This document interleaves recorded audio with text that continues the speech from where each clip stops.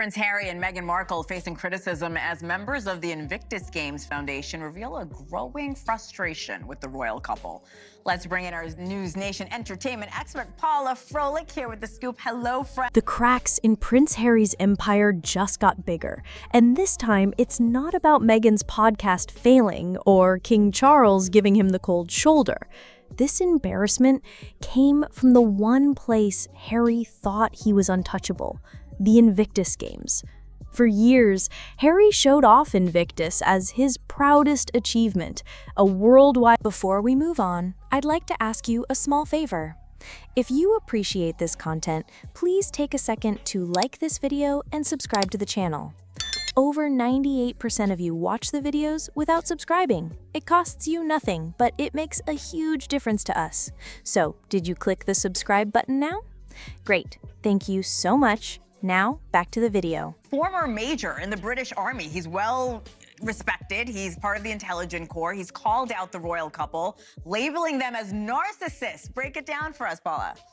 It is. So this week on Twitter, Edward... Because when Harry demanded royal-level protection for himself and Meghan at the Games, the CEO of Invictus didn't just refuse. He shut him down with a line so sharp that it's now gone viral among royal insiders. Do you still need security in your own home? That one sting exposed everything. Let's break down how this disaster came about, because it's not only about bodyguards. It's about entitlement, double standards, and how even Invictus is slipping out of Harry's grip. People close to the organizers say Harry personally pushed hard for top-tier security during the 2027 UK Games. And this wasn't just ordinary event safety. Harry wanted the whole royal bubble. Snipers on rooftops, closed-off zones, taxpayer-funded escorts, the same luxury package he lost when he ditched the firm. The nerve shocked insiders. This wasn't about keeping veterans or VIPs safe. This was about shielding Harry and Meghan from hecklers. Here's what he said. He said, the wounded veterans of Invictus are done, utterly and irrevocably done with Harry and his wife. They've seen war, they've faced death, they've dragged their broken bodies through protesters, and the chance of yet another embarrassing public scene. And in that demand, Harry showed exactly why so many people in Britain see him as out of touch. A man who chose to walk away from the monarchy, but still refuses to let go of its perks. When that request landed on the desk of Invictus CEO Dominic Reid, the response was quick, sharp, and humiliating. A private exchange leaked out with Reid saying, "This is a homecoming, not a battlefield. Do you still need security in your own home?" now, and they're saying, you know what? Once or twice a year, he and Meghan, or he, Prince Harry, flies in alone and swoops in to be like, these are the games, and get really great PR. And they're kind of annoyed, so... For a military veterans event, the sting was harsh. Harry, the so-called soldier prince, ended up looking like a paranoid man being mocked for acting like the Games were his private fortress. What should have been his big victory has now turned into a joke. And here's where things get even deeper. Invictus made it very clear that their focus is on the athletes, not Harry. Organizers stressed that wounded veterans, amputees, and their families deserve the attention and the support, not a former royal hiding behind tinted windows. It was really great. It was really all about the veterans, and that's it. He was very hands-on, and then there became Megxit, and he became less hands-on because, of course, it's overseas. That single change from Prince Harry's games to the Veterans Games shows just how much control he has lost. The Invictus CEO didn't just reject him, he shifted the entire focus of the event away from Harry's ego. This is the hypocrisy the world can't ignore anymore. Harry built Invictus on words like courage, sacrifice, and resilience. Yet here he is, worried about his own safety, asking for VIP treatment, and complaining about risks. Veterans are arriving from war zones, missing limbs, and Harry thinks the real threat is protesters holding signs? Even his critics admit this has revealed the worst side of Harry's character. The so-called champion of soldiers doesn't even live by the resilience he constantly talks about. And then there's the money. Kind of blamed both sides, both Harry and the charity chairwoman, Sophie Chandaka, for bringing this fight public. Now, they did clear Harry of bullying.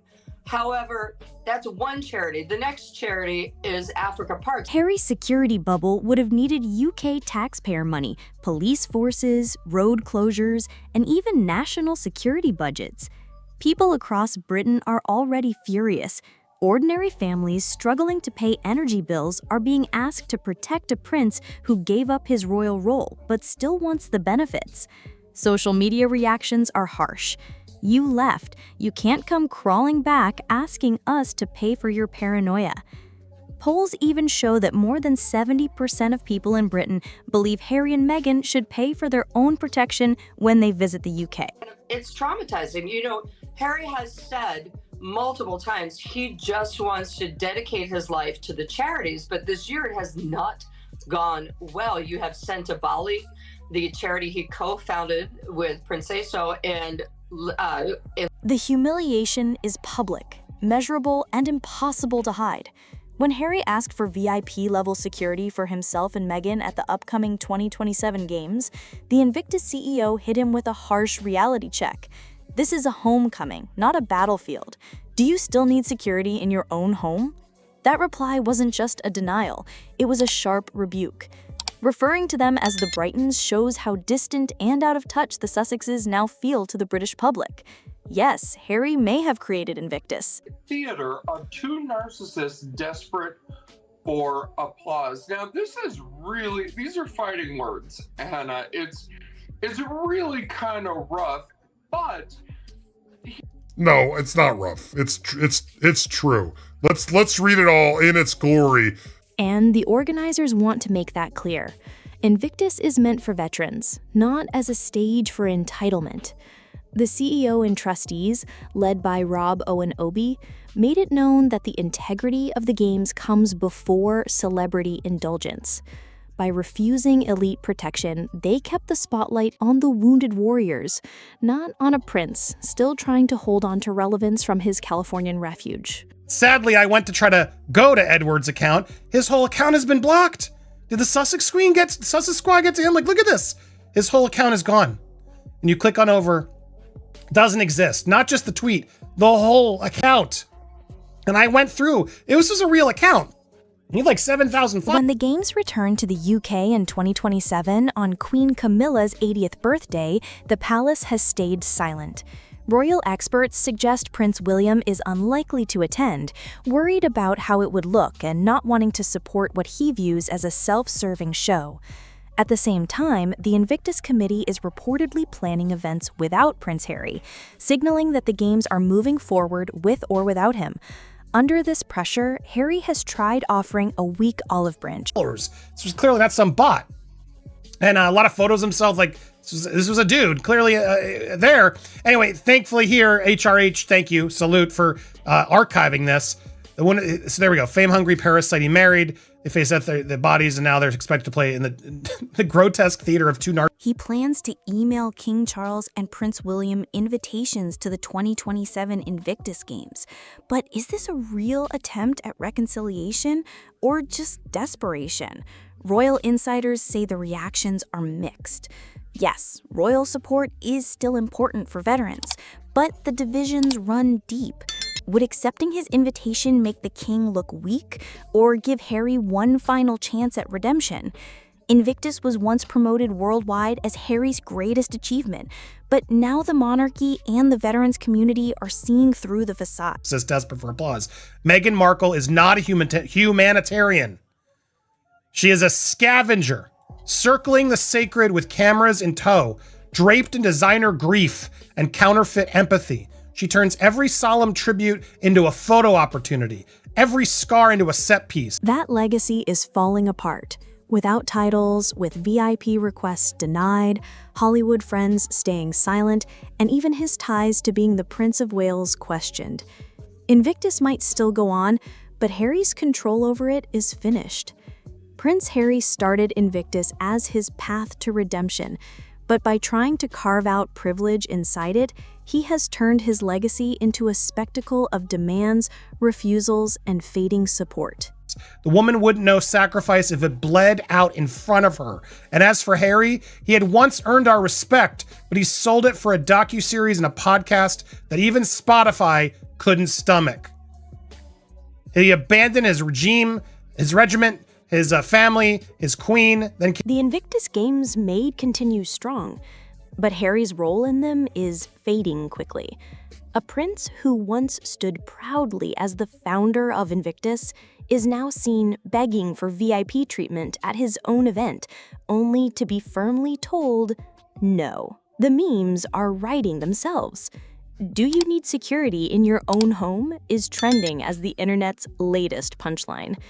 Veterans and royal watchers are laughing at Harry for turning a noble cause into a personal vanity project. And even the palace doesn't seem to care, leaving Harry looking like a man shut out from the very world he thought he controlled.